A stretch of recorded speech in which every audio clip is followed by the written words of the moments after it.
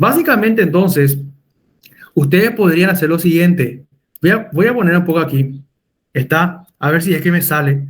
Sodio, está. Sodio es igual a... Bueno, no me sale. Sodio, a ver si me sale. Voy a descargar esta imagen.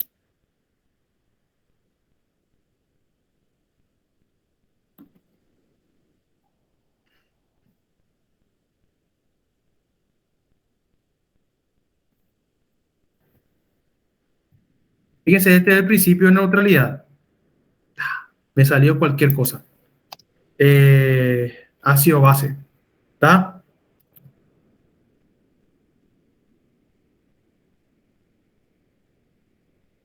No. Qué pena, che.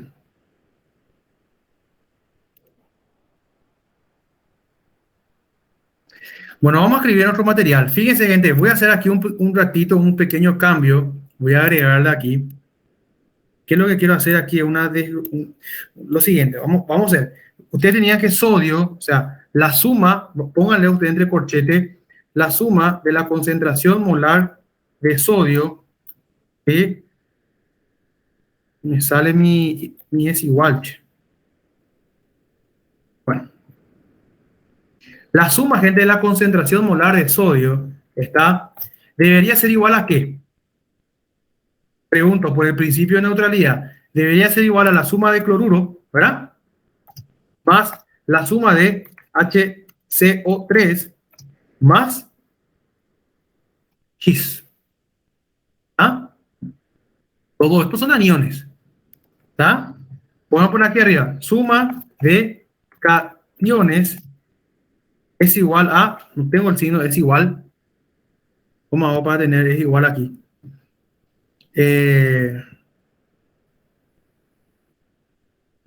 Bueno.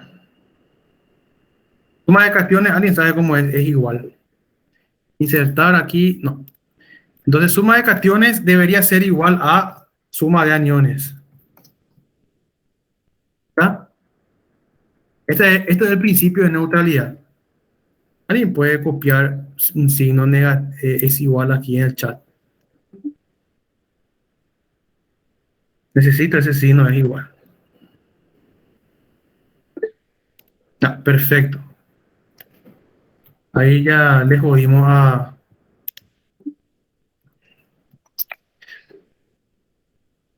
La suma de cationes es igual a la suma de aniones, gente, ¿está? Entonces, la suma de la concentración molar de sodio, que ustedes saben que es positivo 2, ¿está? Vamos a dejarla ahí nomás, no se confundan. Debería ser igual a la suma de cloruro, bicarbonato, que es negativo 1, y His, que también son negativos. Ahí entra sulfato, proteínas, ¿está? Entra todo aquí, en His. ¿Está? Inclusive cuerpos cetónicos. No se olviden que nosotros tenemos en sangre una cantidad mínima de cuerpos cetónicos, una cantidad mínima también de sulfato, también tenemos proteínas que circulan en plasma y esto contribuyen a la electronegatividad. Pero la suma de todos mis compuestos electronegativos debería ser igual a la concentración molar de sodio. Eso es el principio de electroneutralidad. ¿Está? ¿Se entendió? Ahora, fíjese, efectivamente esta X que está aquí, ¿sí? Ella, la X de la ecuación es básicamente mi anión gap. Si les digo así. ¿Está? O sea, ese X es justamente la propia determinante de la brecha aniónica o de las diferencias en la brecha aniónica. ¿Sí? ¿Se entendió? O sea, dicho de otra manera, si yo les digo a ustedes, ¿por qué esta va a ser la responsable de la brecha aniónica? Porque podrían haber situaciones que aumenten la concentración de este His y entonces aumentar el hiato aniónico. ¿Verdad? No sé si es que para que se entienda mejor, vamos a desglosar aquí la fórmula. Ustedes saben, supongamos que ahora yo quiero His. Yo quiero X, ¿está? Entonces ustedes pueden hacer, matemáticamente nosotros sabemos que si este es, yo puedo pasar al otro lado, ¿no? Entonces pasa como negativo, ¿no? Negativo X, y esto sería igual ahora a ¿qué? Sería igual a sodio, que en realidad ahora va a pasar restando, ¿no es así? Entonces yo en realidad voy a tener sodio, voy a tener la concentración de, pónganle aquí, bicarbonato, HCO3, opa, HCO3, más X, disculpen, más cloro, ¿está? Y aquí yo tengo sodio que pasó negativo, ¿no? Sodio que pasó negativo. Negativo, sodio. Estoy queriendo desglosar X. ¿Se entendió? Ahora, ustedes saben que pueden multiplicar otra vez, ¿está? Y le va a terminar saliendo X, o sea que X, que ahora ya lo vamos a llamar anion gap sería igual a la concentración de sodio, ¿está? Sodio menos, ¿está? Menos, fíjense, menos la suma de la concentración de bicarbonato más cloro. ¿Se dan cuenta? Entonces, en un principio la fórmula me dice esto, que la concentración de sodio debería ser igual a la suma de mis aniones, cloro más bicarbonato más X. X yo pasé ahora al otro lado, porque yo quiero X, porque X va a ser la determinante de la brecha aniónica. Está esta que está aquí. Entonces yo quiero esta, paso al otro lado. Por eso yo le llamo ahora X, yo le llamo anion gap. ¿Sí? A X yo le llamo anion gap. Entonces el anion gap, por eso pasé aquí X como negativo y este queda positivo, ahora pasé aquí como negativo. ¿Está? ¿Se entiende? Negativo, pero este tiene que ser siempre restando ¿a qué? Restando a la concentración de aniones. Eso es electroneutralidad. ¿Se acuerdan? Entonces, yo tengo que poner aquí menos. Está, opa, disculpen. Aquí está más. Ahí. ¿Sí? Ahora, ¿qué pasa? Cuando yo multiplico esto que está aquí por negativo, justamente para invertir los signos, ¿qué va a ocurrir aquí entonces, gente? Lo que era negativo se vuelve positivo, lo que era negativo se vuelve positivo, y lo que era positivo se vuelve negativo. ¿Está?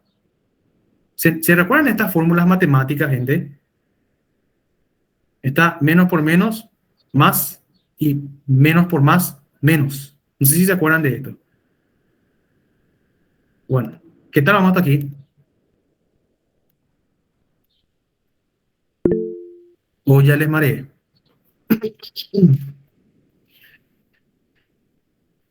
Yo sé que esto parece medio tedioso, ¿verdad? Pero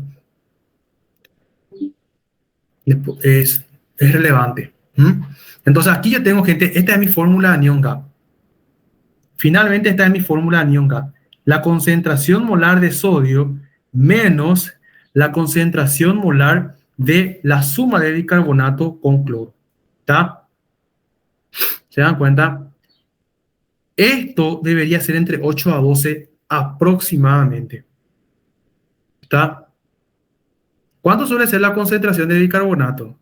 22 a 26. Vamos a poner un número, 25. Y cloro, 108. Hasta 114 inclusive. ¿Está? Póngale 110. ¿Cuánto es 110? 110 más 25. 125, ¿verdad? ¿A qué? Disculpen, 135.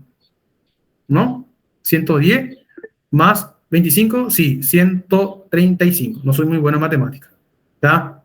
Y 145, que es el límite superior máximo, o póngale 140, porque 145 ya es ahí casi hipernatrémico. Póngale 140. 140 menos 135, 5. Anion gap dentro del rango. ¿Está? En realidad, anion gap es entre 8 a 12, lo que se considera normal. ¿Está?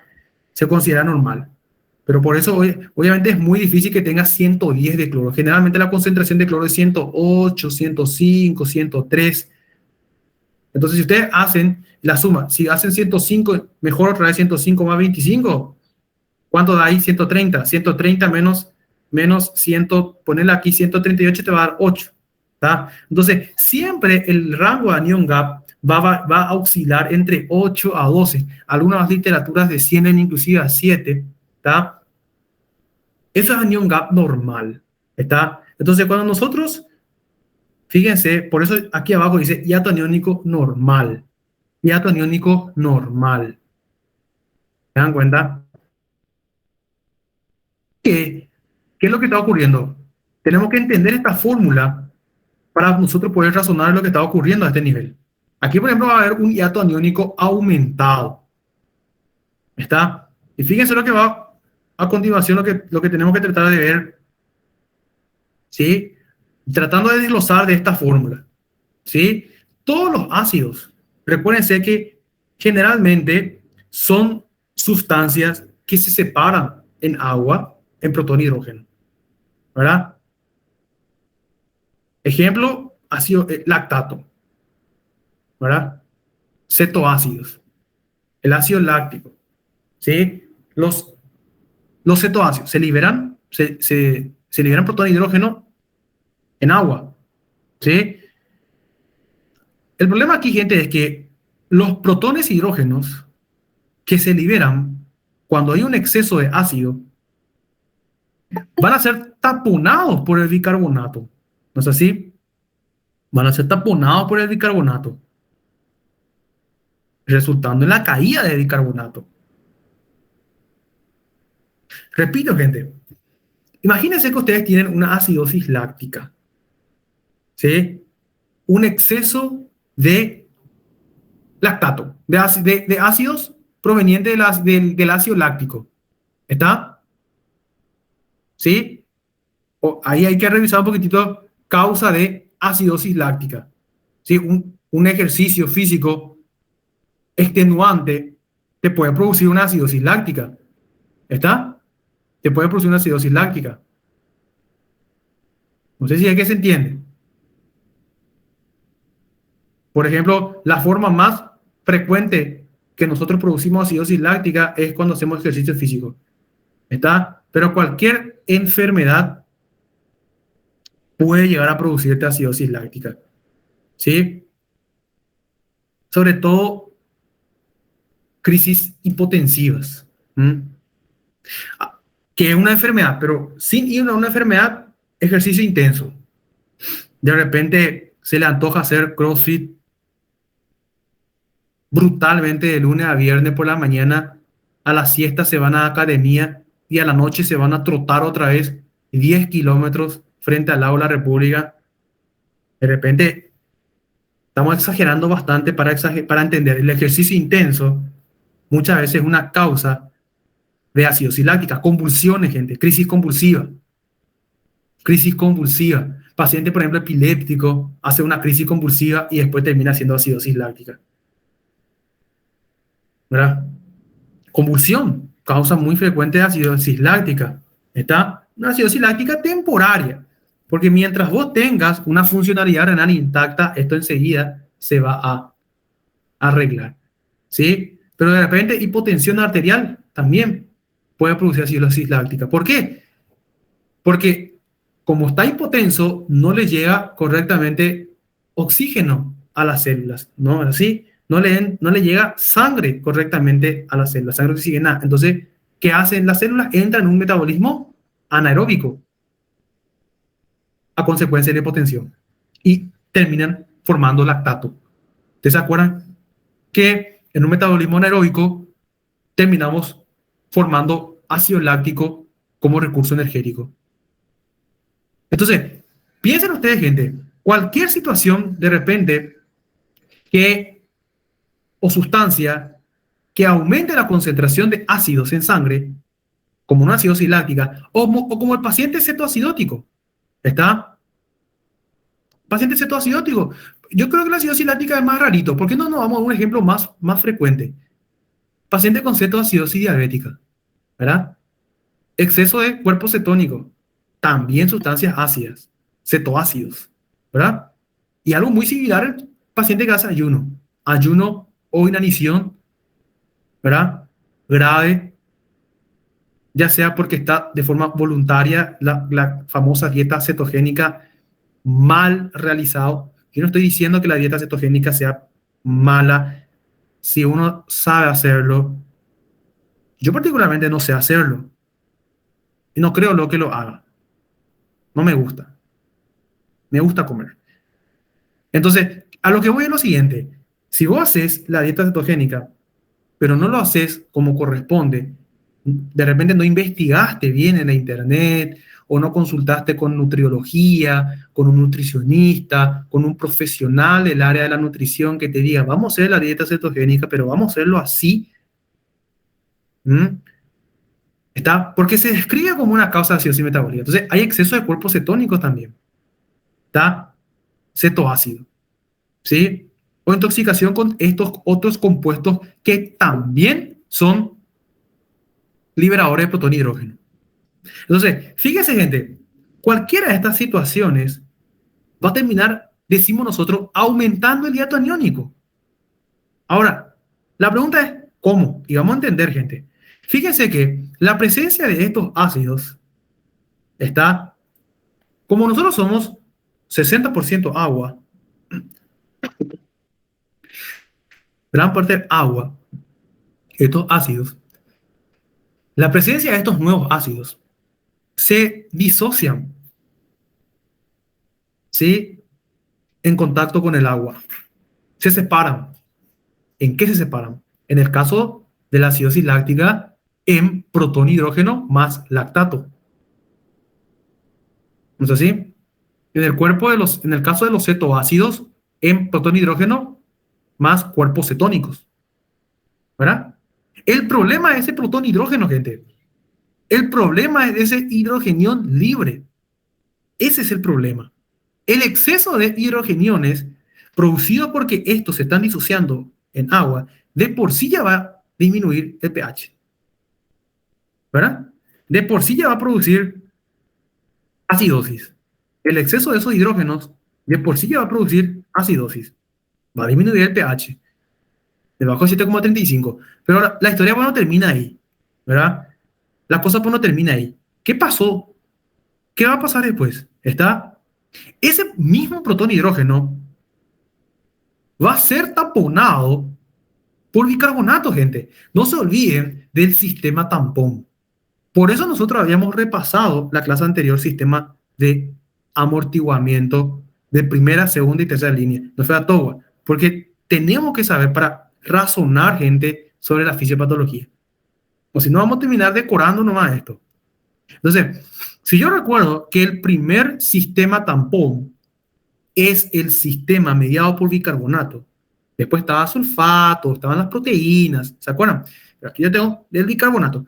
El bicarbonato, en su afán de tratar de equilibrar este exceso de protón y hidrógeno, ella va a terminar incorporándose con este protón y hidrógeno. Entonces, el protón y hidrógeno liberado de esta acidosis láctica y de estos cuerpos cetónicos va a ser taponado por el bicarbonato, resultando en la caída del bicarbonato. Eso va a explicar la caída del bicarbonato, porque porque la acidosis láctica, en la cetoacidosis diabética, yo sé que el bicarbonato va a venir debajo de 22 miliequivalentes por litro. Yo sé eso, porque nosotros nos hemos estudiado. Pero exactamente, ¿por qué desciende el bicarbonato? Porque el bicarbonato está taponando el exceso de protón e hidrógeno que se está produciendo por la disociación de tu ácido. De tu ácido. ¿Está? ¿Sí? Entonces, ¿qué pasa, gente? El anión que estaba ligado entonces a aquel protón hidrógeno, ahora va a aumentar el anión gap. ¿Está? Ese anión entonces, ahora, porque ¿qué pasó aquí? El ácido láctico se disoció en ¿qué? En protón hidrógeno más lactato, que quedó como un anión. El cetoácido se disoció en ¿qué? En protón hidrógeno más cuerpo cetónico, otro anión. Sucede que ahora, gente, el protonhidrógeno se unió al bicarbonato. Fabuloso. Está el anión, este anión que sobró aquí, este es el que va a aumentar el anión gap. Este es el que va a aumentar el anión gap. ¿Sí? De por sí aquí ya cae la concentración de bicarbonato. De por sí aquí ya va a caer la concentración de bicarbonato. Va a aumentar el anión gap. ¿Verdad? Va a aumentar el anión gap. Imagínense bicarbonato de 20 nomás. ¿Está? Bicarbonato de 20 nomás. ¿Y cloro cuánto habíamos dicho? 105. ¿Está? ¿Cuánto hay? 125. ¿Verdad? Y hagan un poco 135 menos 125. 10. Anión gap está todavía dentro del rango. Está todavía dentro del rango. Entre 8 a 12. Pero así comienza el trastorno. Cada vez va a comenzar, va a ir descendiendo más bicarbonato. Después ya va a ser 19. Después ya va a ser 18. Hasta que finalmente va a ir aumentando aquí. ¿Qué cosa? La diferencia, ¿verdad? Va a ir aumentando la diferencia. ¿No es así? Va a ir aumentando la brecha aniónica. Porque estos pues son los aniones. Aumenta la distancia, aumenta la brecha aniónica. Y eso quiere decir aumento del hiato aniónico. Si quieren decir hiato aniónico, o quieren decir anion gap, o quieren decir brecha aniónica, eso ya depende de ustedes. ¿Está? Yo digo hiato aniónico. ¿Sí? Entonces, recuérdense, entonces, la acidosis metabólica, ¿sí? ¿Sí? En la acidosis metabólica, básicamente, gente, ocurre acúmulo de un nuevo ácido. ¿Se dieron cuenta? Hay un acúmulo de un nuevo ácido. Hay acúmulo de nuevo ácido. Y eso se llama acidosis metabólico con anión gap elevado. ¿Sí? Repito, gente, la acidosis metabólica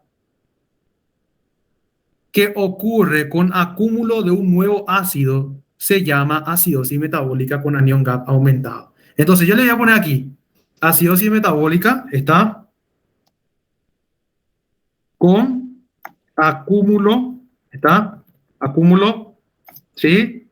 De nuevos ácidos. ¿Sí? Está en Estados Unidos, esto, che.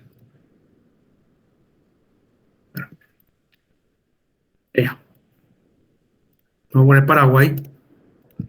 Acidosis metabólica, entonces, con acúmulo de nuevos ácidos.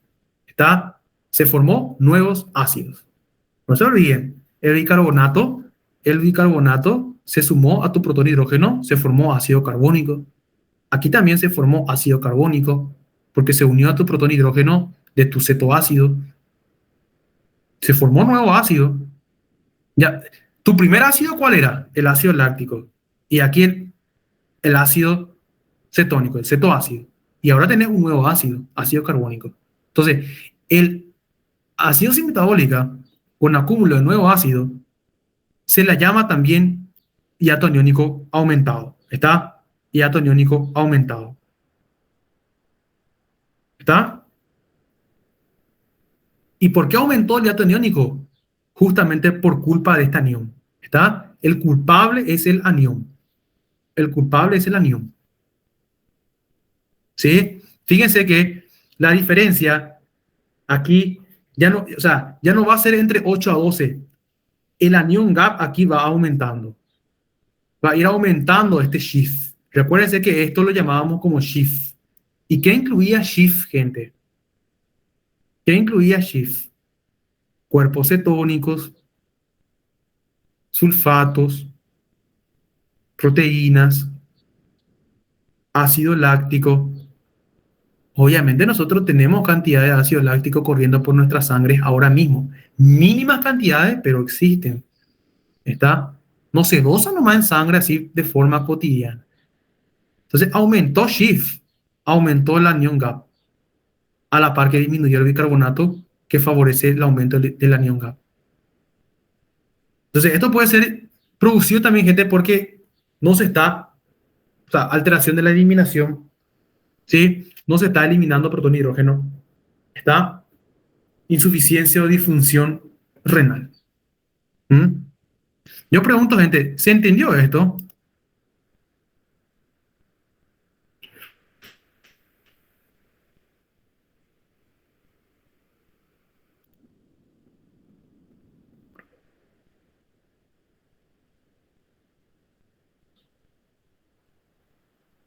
¿Qué es Coimbra? Ah, sí. Ayuno intermitente, sí. Entonces, gente, básicamente, o sea, entonces, ¿sí? Ah, ya, ya. Sí, sí, calambre. Sí, Coimbra. Yo ya pensé en una bebida. Bueno, yo comer nomás, pero bueno, una bebida exótica. Bueno, fíjense, se dan cuenta cómo, yo no sé si ustedes llegaron a ver esto en fisiología, pero yo recuerdo que el libro de fisiología, el Guyton y Hall en la parte de ácidos, de equilibrio ácido básico, es una Biblia, pero no era mucho lo que teníamos que saber nosotros, no era para aprender fisiopatología. Entonces, por eso en el compendio está muy bien resumido. ¿Está? Ahora, gente, puede suceder lo siguiente. ¿Está? Sí, puede ser que ocurra en realidad una incapacidad. Fíjense, aquí yo voy a dar una lectura rápida. Pérdida de secreción intestinal. Repito, diarrea, aspiración intestinal, fístula, ¿tá? Una vez más, aumento de pérdida por vía renal. ¿Sí? Ahora, puede ser que ocurra aquí lo siguiente, la siguiente situación. Aquí tenemos otra situación también con hiato atónico normal, pero esta última es la más extraña. Es la que ocurre más cotidianamente, ¿sí? Entonces, cuando ocurra, ¿sí?, una incapacidad del riñón de excretar el exceso de protón e hidrógeno, ¿sí?, producido generalmente por el organismo, o sea, el organismo está produciendo exceso de hidrógeno y no lo está pudiendo eliminar por vía renal, ¿está? O cuando haya una pérdida de bicarbonato por vía urinaria, ¿está?, o por vía intestinal, ¿sí? En estos casos, sin embargo, no va a haber un aumento del anión CAP. ¿Y por qué? Y porque no hay ningún nuevo anión siendo generado. Así de sencillo, ¿eh? Acá todavía, ¿qué pasaba acá? Acá se forma lactato. Acá se forma cuerpo cetónico. Acá también se forma cuerpo cetónico. ¿Está?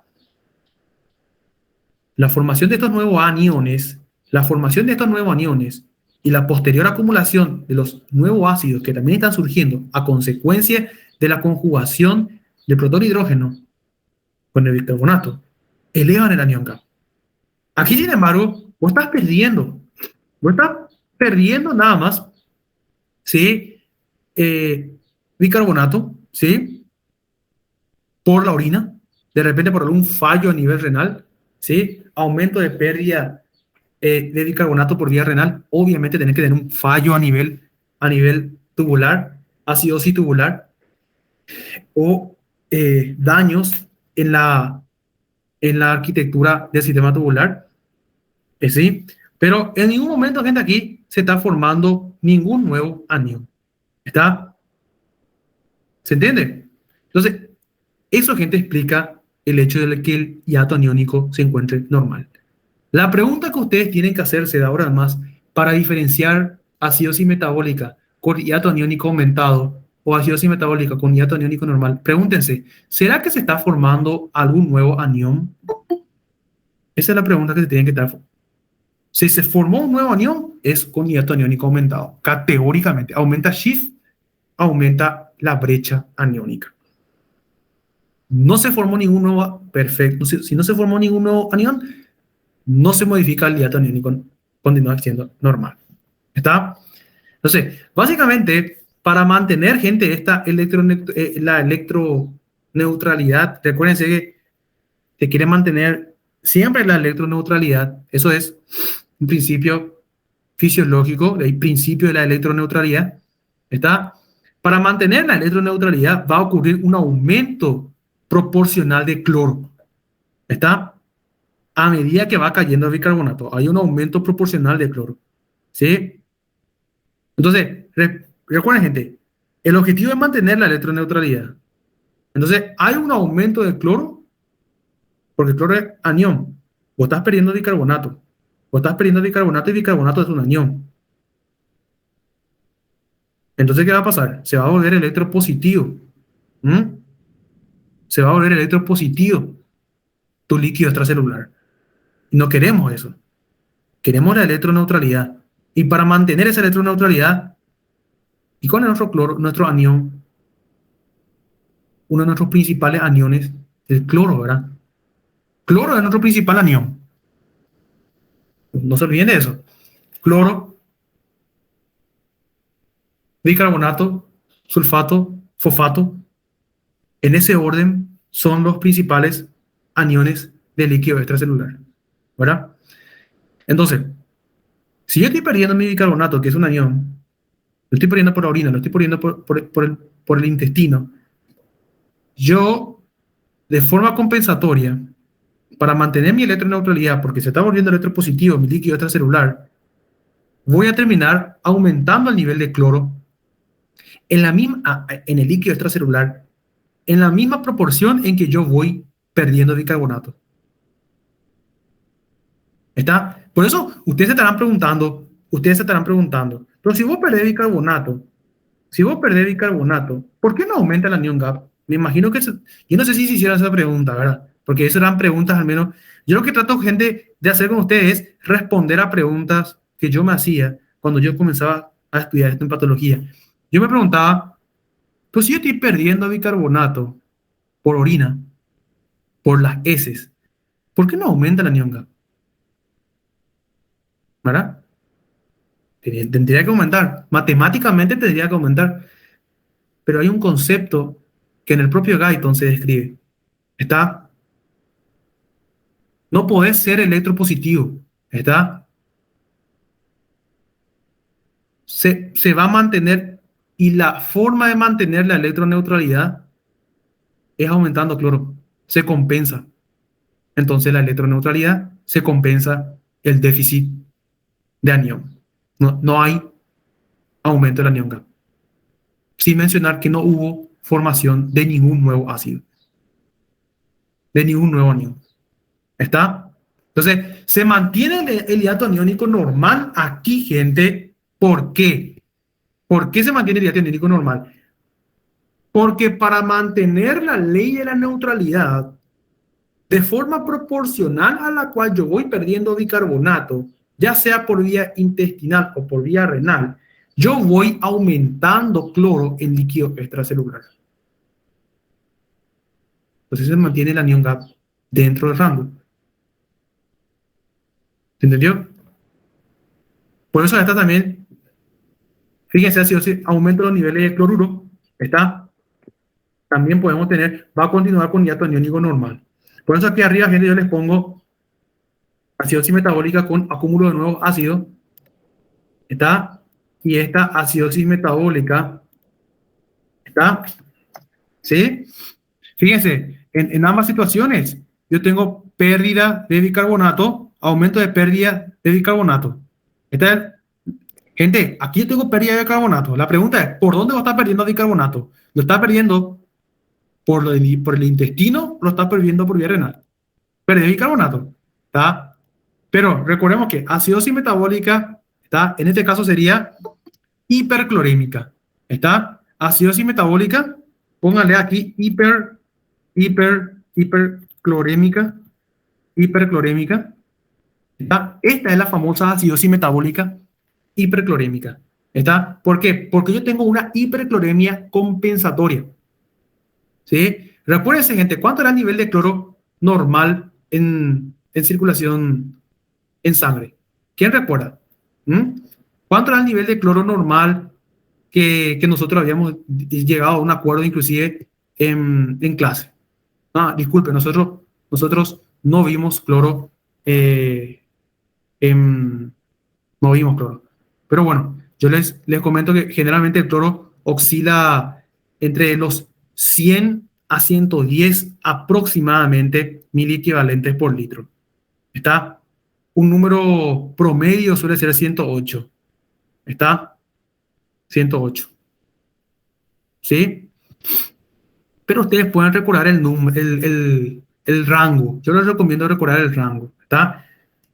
Entre 100, algunos inclusive hablan de 95, ¿verdad? Hasta, o sea, si es 100 a 100 a 110 o es 95 a 105. Pero, gente, nosotros tenemos prácticamente todos los días cloro de 108 en el resultado laboratorial. Así que si vos vas a seguir esos parámetros que dicen, que dicen en los libros en el libro de Guyton, medio que vamos a vivir hiperclorémico todo el mundo. Entonces yo particularmente recuerdo o recomiendo lo que dice nuestro libro de medicina interna de Farreras y Rossman. Ellos dicen entre 90, disculpen, entre 100 a 110 o inclusive en el Harrison desde 90, gente. Entonces, ustedes pueden englobar esto.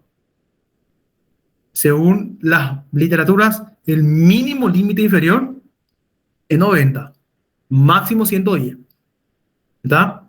Porque si nosotros vamos a hacer como dice Guyton, vamos a vivir todo hiperclorémico. ¿Está?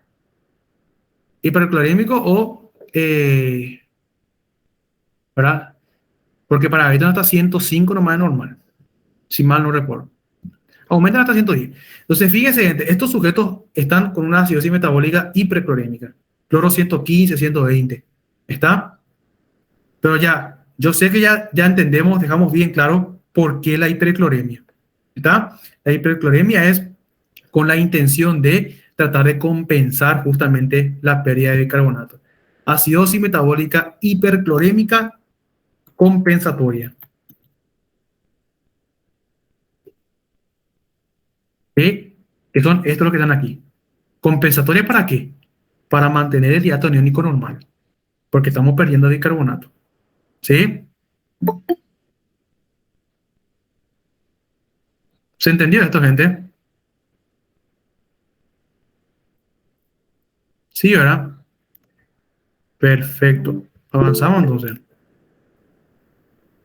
Situaciones más raras, obviamente, sí, también de acidosis metabólica está, pero es con aumento de también con aumento de nivel de cloruro.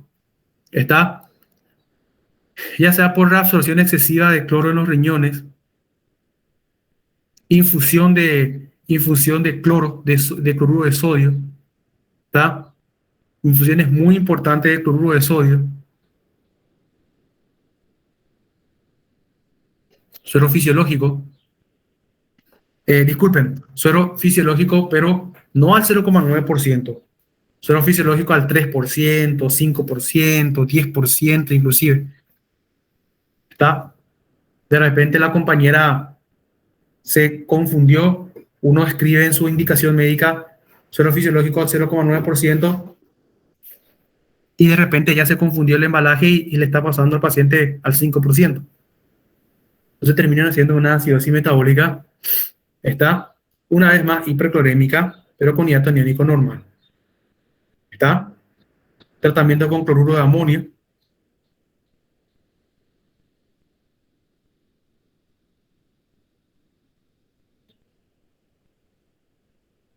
Hay algo que se llama eh, el anión gap corregido, gente. Yo no sé si llegaron a ver eso en fisiología. Llegaron a mencionar anión gap corregido en fisiología.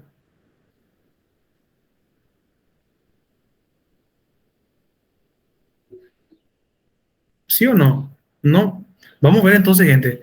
Eso es muy importante que ustedes recuerden, en la práctica al menos. ¿Está?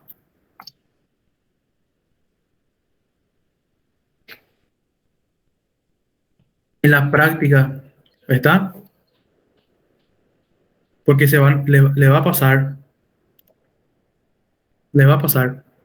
Fíjense que, básicamente, gente, lo que nosotros tenemos, esto ocurre mucho en pacientes hipoalbuminémicos, ¿está?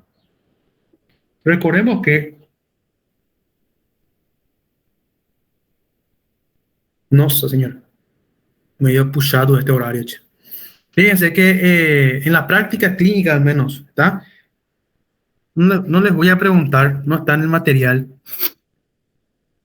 tampoco no está contemplado muy clara en el POR. No voy a preguntar, pero en la práctica, yo no sé si van a ver en práctica de fisiopatología de ácido base de esto, pero es imperativo que sepan porque siempre se calcula. Paciente hipoaluminémico, hay que corregir el anión gap, ¿está? Porque no va a ser el anión gap verdadero, ¿sí? Entonces, básicamente, gente, hay que hacer la corrección del anión gap cuando hay déficit de albúmina, ¿está? Recordemos que la albúmina es el principal anión, ¿sí?, que compone al anión gap, ¿está? Re- Repito, anión gap hace papel de Schiff en nuestra primera fórmula. ¿Recuerdan la fórmula del principio de electroneutralidad? Que decía que la concentración de sodio, pueden sumar ahí potasio si quieren, pueden, pero como la concentración está mínima, no influye, dijimos. Entonces, yo recuerdo solamente sodio es igual a cloro más bicarbonato más Schis. Schis, ¿quién es Schis? Representa sulfato, albúmina, proteína, está cetoácido en pequeñas concentraciones que circulan por las venas. La albúmina es el principal determinante, gente, el principal anión de ese Schiff.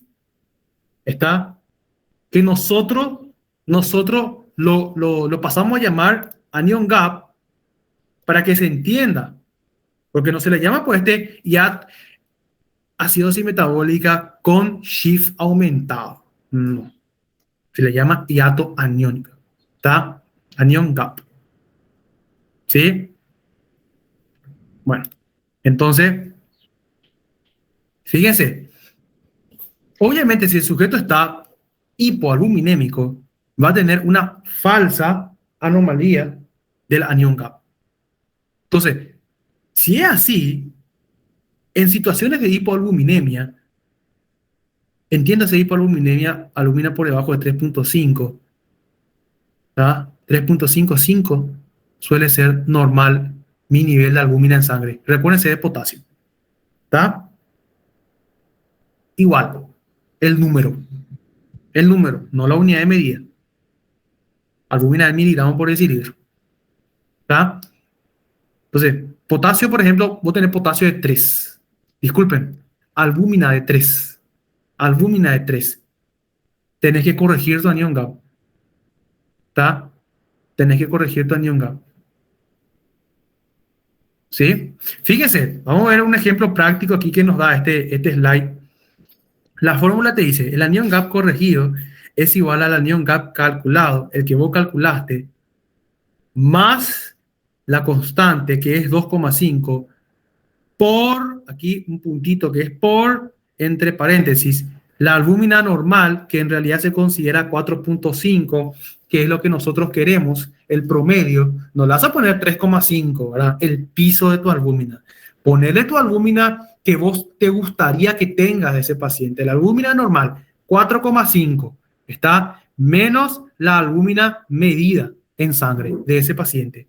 Está, por eso, gente, les había comentado en un principio, siempre, no sé si les dije, pero también es importante pedir perfil proteico. Está, una vez, yo no sé si les comenté a ustedes, pero para el nefrólogo es veneno que vos le llames para una interconsulta y no le tengas estos 5 datos, porque el nefrólogo pues quiere laboratorio. Nefrología, endocrinología, es todo el laboratorio.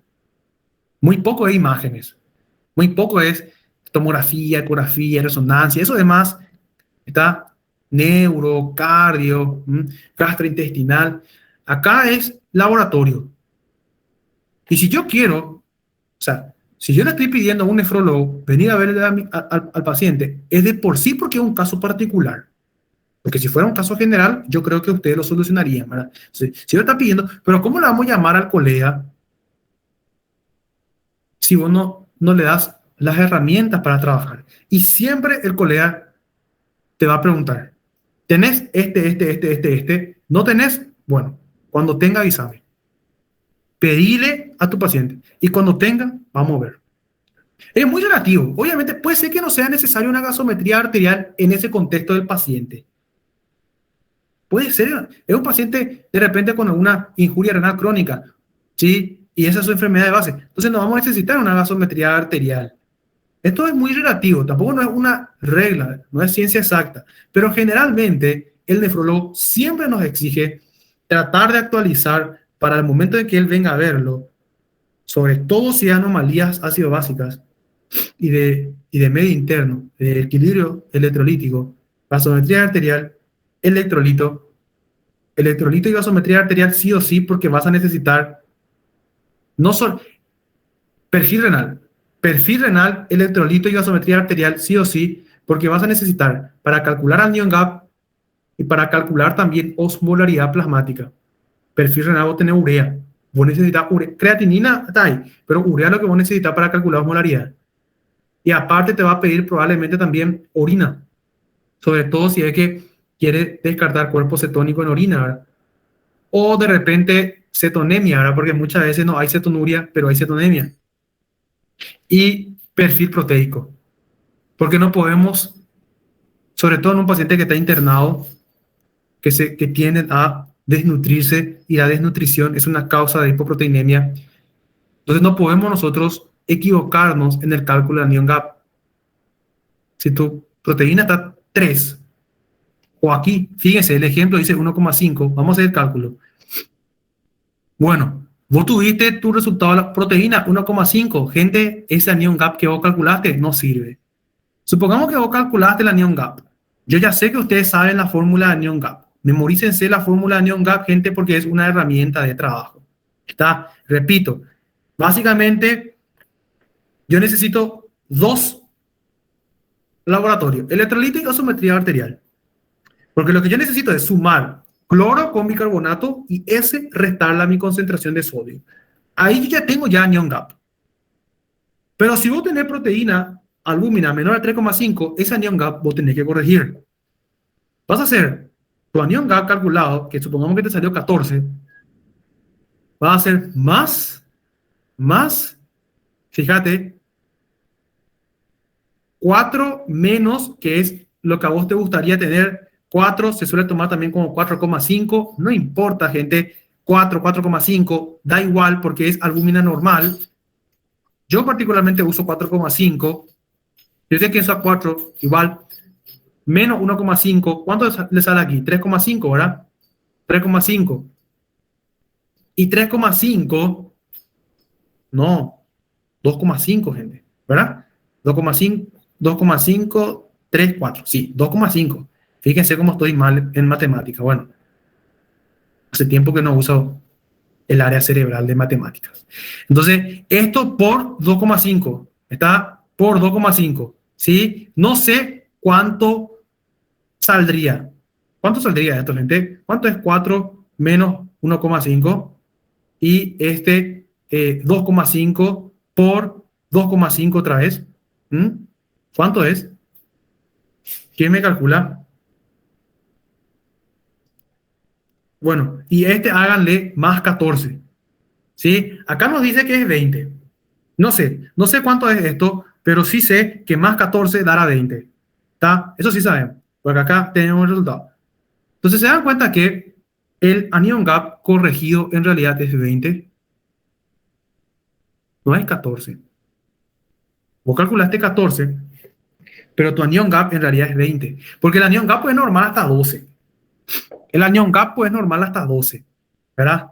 Y vos vas a ver 14 ahí, un poco vas a decir, pero en realidad está hipoaluminémico. ¿Mm? Entonces el anion gap, la brecha es mucho mayor. ¿Está? Diferencia de 6.000 equivalentes por litro. ¿A qué corresponde? Al déficit proteico. ¿Está? Hipoaluminemia. Bueno, ¿se entendió esto, gente, verdad?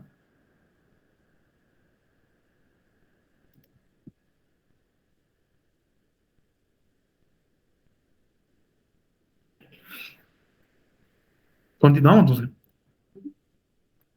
Esto, gente, es muy importante. ¿Sí? O sea, de nada les sirve a ustedes saber calcular anion gap si después les jode la hipoaluminemia. ¿Verdad?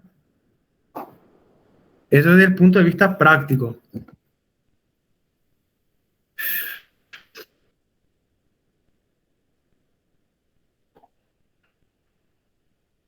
Hiperventilación, desde el punto de vista clínico, hiperventilación, aumento de la frecuencia respiratoria. ¿Verdad? Ustedes ya saben por qué, ¿verdad? Ya sabemos por qué. Lo que queremos es compensar, gente, con una alcalosis respiratoria. ¿Está? Disminución de la resistencia venosa. ¿Está? Disminuye la resistencia venosa y disminuye la función ventricular. ¿Sí? La disminución de la resistencia venosa, no se olviden que el problema aquí es el exceso de hidrogeniones. ¿Está? Entonces, a consecuencia de eso, hay una disminución de la función ventricular y de la resistencia venosa. ¿Está? La disminución de la función ventricular va a terminar produciendo edema. Edema pulmonar. Me refiero a disminución de la funcionalidad ventricular, tanto derecha como izquierda. El problema con la disminución de la funcionalidad ventricular izquierdo es que va a producir insuficiencia. Y la insuficiencia sistólica va a terminar produciendo, ¿qué cosa? Congestión a nivel pulmonar. ¿Está? Pudo haber comenzado a la derecha, igual. La causa de una insuficiencia derecha va a terminar en una insuficiencia izquierda. ¿Sí? Entonces, ese ventrículo deficiente, al no poder expulsar, va a terminar congestionando, porque la aurícula no va a poder evacuar toda la sangre del ventrículo, va a congestionar el pulmón, edema pulmonar. ¿Está? Y la disminución de la resistencia venosa, si disminuye resistencia, disminuye la presión. Recuérdense, la fórmula es presión igual a resistencia por gasto. Disminúyelo ya el gasto, disminuye también la presión. Fórmula, presión es igual. A mí me gustan mucho las fórmulas, yo les recomiendo, por eso se habrán dado cuenta, siempre les comparto estas fórmulas. Está de la biofísica,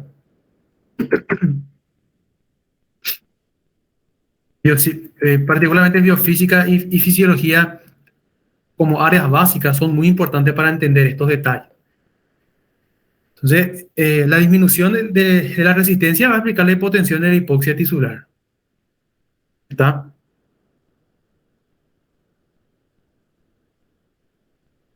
Gente, cerramos con la parte más complicada, la acidosis metabólica. ¿Qué tal hasta aquí?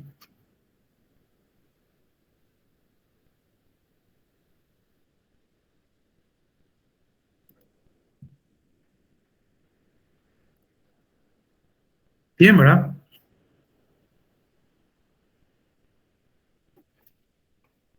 Perfecto.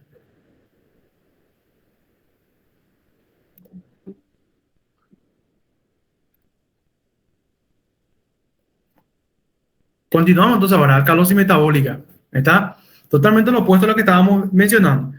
Fíjense, por definición, exceso primario de bicarbonato. ¿Sí? Exceso primario de bicarbonato junto con un posterior aumento del pH plasmático. ¿Está? A diferencia, esto va a ser, gente, lo opuesto a lo anterior, solamente que por suerte aquí no vamos a hablar de hiato aniónico. Por eso quería ver primero acidosis, porque esa es la más complicada de las cuatro. ¿Está? Entonces acá ya va a haber un exceso primario. El exceso es primario, gente. ¿Está? Porque si fuera secundario, esto sería compensador. Puede ser que tu causa primaria sea una acidosis respiratoria, gente. Entonces tu causa secundaria sería una alcalosis metabólica. ¿Está? Entonces un exceso primario de bicarbonato, ¿está? Junto con un aumento del pH plasmático. ¿Está? Se compensa con un posterior aumento de la presión parcial arterial de dióxido de carbono. Sabemos esto, ¿verdad? Yo creo que no hace falta más que entremos en detalles. El paciente va a comenzar a hipoventilar. No sé si va a comenzar a hipoventilar. Va a comenzar a retener ahora dióxido de carbono.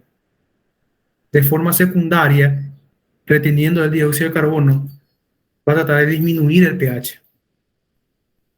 Aquí hay que recordar, gente, la ecuación de Henderson-Hasselbalch. Ecuación otra. ¿Está?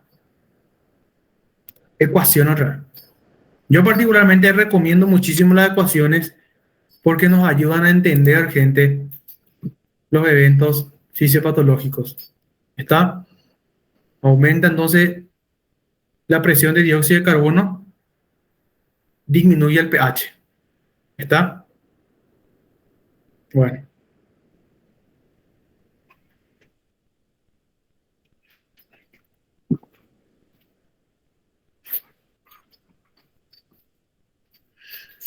Definición entonces, se compensa con un aumento de presión de dióxido de carbono.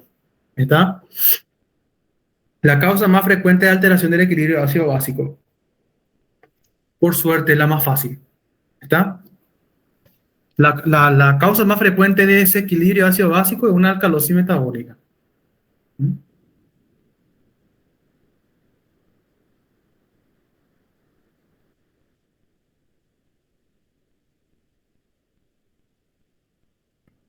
Los criterios diagnósticos, gente, pH mayor a 7,45, presión de dióxido de carbono arterial igual a 35. ¿Está? Opa, espera un poquito.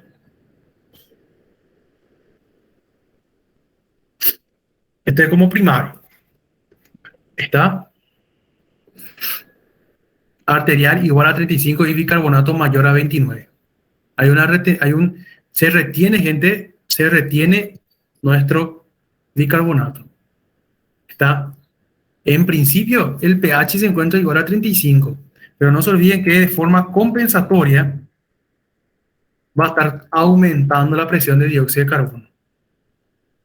¿Está? Esto es lo que ocurre en un principio. Está la presión arterial de dióxido de carbono en el piso. Enseguida el sujeto comienza a hipoventilar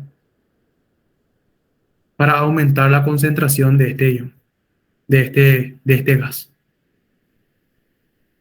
¿Cuáles podrían ser las posibles causas, gente? Ingesta o administración de bicarbonato de sodio. Administración de soluciones de hiperalimentación con acetato. ¿Mm?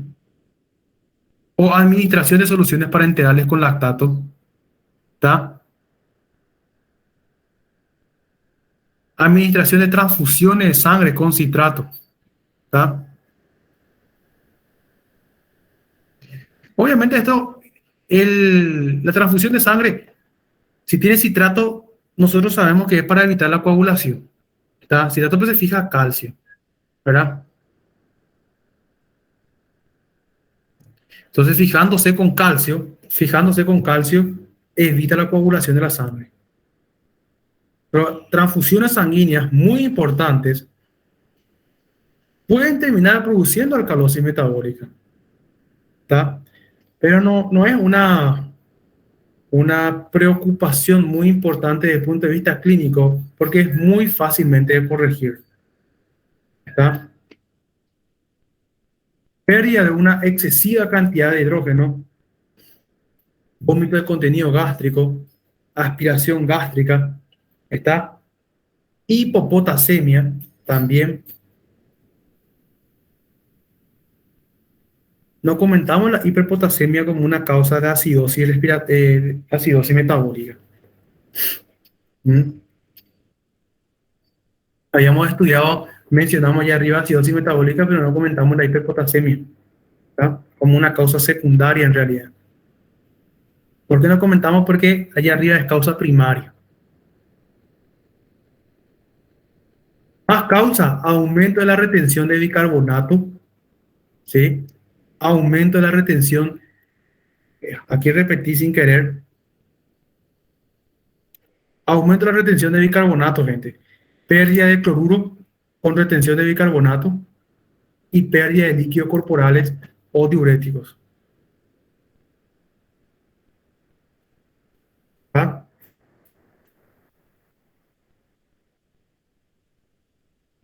No se olviden que los diuréticos, sobre todo los diuréticos tiacídicos y los diuréticos del ASA, está, aparte de ser eliminadores de potasio, ¿sí? Retienen bicarbonato.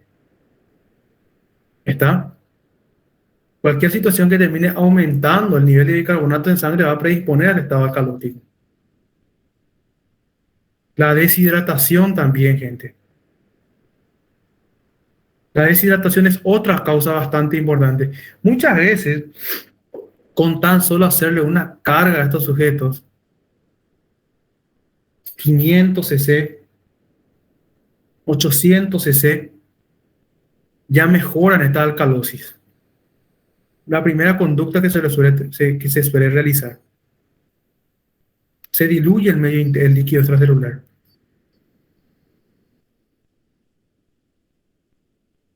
Vamos terminando, gente. Vamos a terminar esto y hacemos una pequeña pausa. Acidosis respiratoria, bien sencillo también. Caracteriza por un descenso del pH, aumento del pH, pero debido ahora a una elevación de la presión de dióxido de carbono. ¿Está? Se eleva el dióxido de carbono y hay secundariamente una acidosis. ¿Está? Ecuación de Henderson otra vez. Y es un aumento compensador de la concentración de bicarbonato en plasma. ¿Está? Hay un aumento, lo que quiere hacer de forma compensatoria, que es, gente, ¿dónde aumenta la concentración de bicarbonato en plasma? En la alcalosis metabólica. ¿Está? Una situación que puede predisponer a la acumulación de dióxido de carbono es la hipoventilación. Ya habíamos comentado eso. ¿Está? Aquí están los criterios diagnósticos. pH inferior a 7,35, presión de dióxido de carbono arterial mayor a 50, ¿está? Y bicarbonato igual a 24. ¿Está? En principio. En principio. No se olviden que posteriormente va a haber un aumento de la concentración de este ion por encima de 26. ¿Para qué? Para hablar de una compensación metabólica. Esto tiene que estar, gente, dentro del rango. ¿Está? En principio. La respuesta compensatoria es la que termina siendo una elevación del bicarbonato. ¿Sí? Depresión de centro respiratorio. Shocks, generalmente shock neurogénico, lesiones cefálicas, encefalopatía hipóxica, accidente cerebrovascular, traumatismo cráneoencefálico, aumento de la retención de dióxido de carbono, asma, paciente asmático, paciente EPOC, de repente cualquier neumonía. ¿Sí? Esta era la alteración del equilibrio ácido básico más frecuente en respiratorio. ¿Está? Muy frecuente. No, todos los sujetos internados con neumonías por COVID, por ejemplo, o por cualquier otro patógeno, neumonía bacteriana, paciente de POC, asma, distrés respiratorio agudo, la mayoría de los pacientes internados por neumonía con COVID terminan de alguna manera haciendo un distrés, terminan distresando ese pulmón. No sé si se acuerdan de lo que era el distrés, ¿verdad? Vimos en fisiopatología 1, ¿verdad? Básicamente es un aumento del exudado, una forma de insuficiencia respiratoria grave, ¿verdad? ¿Sí? Producen ¿qué es lo que va a ocurrir aquí, gente? Hipoventilación. ¿verdad? Hipoventilación. Y a consecuencia de esto va a ir aumentando la concentración de dióxido de carbono. Y a consecuencia de ese aumento de la concentración, disminuye el pH por Henderson-Hasselbalch. ¿Está? Entonces, la causa más frecuente, acidosis respiratoria. ¿Sí? Tratamiento, muchas veces oxigenoterapia, ¿verdad? Oxigenoterapia, inclusive se puede diluir también ese líquido extracelular. Gente, se repito, el problema aquí desde el punto de vista clínico es la acidosis metabólica. La más frecuente es la alcalosis metabólica. Fíjense, la más frecuente es la alcalosis metabólica, pero la más grave es acidosis metabólica. La más grave y mortal es la acidosis metabólica. ¿Está? La más frecuente es la alcalosis metabólica. Pero la más frecuente en sala de internado respiratorio es la acidosis respiratoria, obviamente, ¿verdad? La alcalosis respiratoria, ya para dejar hasta aquí, disminución primaria de la presión de dióxido de carbono, o sea, mientras que en nosotros había una hipercapnia, aquí va a haber un estado hipocápnico, ¿está? Junto con un posterior aumento del pH plasmático, ¿verdad? Si disminuye la presión de dióxido de carbono, aumenta el pH, según Henderson, ¿verdad? Según Henderson. Se compensa con una disminución de bicarbonato. El riñón compensa esto, gente. Así como anteriormente aquí, así como aquí, el riñón compensaba reteniendo bicarbonato, ¿tá? Fíjense, aquí el riñón compensa eliminando bicarbonato, ¿tá? Entonces, arriba se retiene, acá se elimina bicarbonato por vía renal. Por eso la compensación es acidosis metabólica. Acá están los criterios diagnósticos, pH mayor a 7,5. En realidad, me faltó aquí el 3, 7,35. ¿Sí? PCO2 arterial menor a 35. ¿Sí? Recuérdense, aquí, a diferencia de haber hiperventilación, ¿está? Aquí, por aquí les puse hiperventilación, ¿está? Entonces, recuérdense, aquí va a haber hiperventilación, se va a lavar en exceso de dióxido de carbono, cae por el piso, y aquí bicarbonato igual a 24. Repito, en principio, enseguida, esto es la anomalía primaria, gente, primaria. Enseguida, cuando sea compensado con una acidosis metabólica, el riñón va a comenzar a eliminar bicarbonato. Y ahí va a haber un bicarbonato disminuido, menor a 23, 22, 21, 20. Las causas, ansiedad. Creo que habíamos comentado inclusive ansiedad, nerviosismo, ¿verdad? Hiperventila y hace una alcalosis respiratoria, hiperventilación psicógena. Paciente claustrofóbico, por ejemplo, ¿verdad?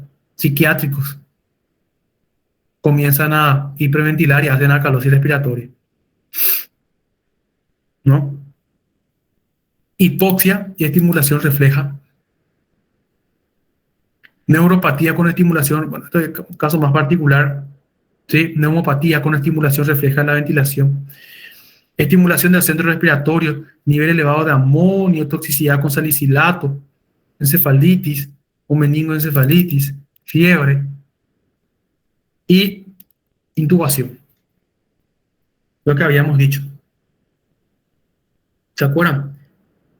La asistencia respiratoria mecánica. Cuidado cuando se le está buceando a un paciente. No es oxígeno nomás lo que él necesita. Si lavamos demasiado dióxido de carbono, le vamos a hacer una alcalosis respiratoria, ¿verdad? Y después va a compensar con una acidosis metabólica y ahí se arma el bochinche. Ahí se arma la bagunza. La alcalosis respiratoria, todo bien, ¿verdad? Es fácil tratar. La acidosis metabólica, no tanto, ¿verdad? Clínica, esto van a profundizar en clínica de tratamiento. ¿Tá? Intubación es una causa frecuente de la alcalosis respiratoria. Esta gente, cerramos hasta aquí con ácido base. Yo creo que fue productivo.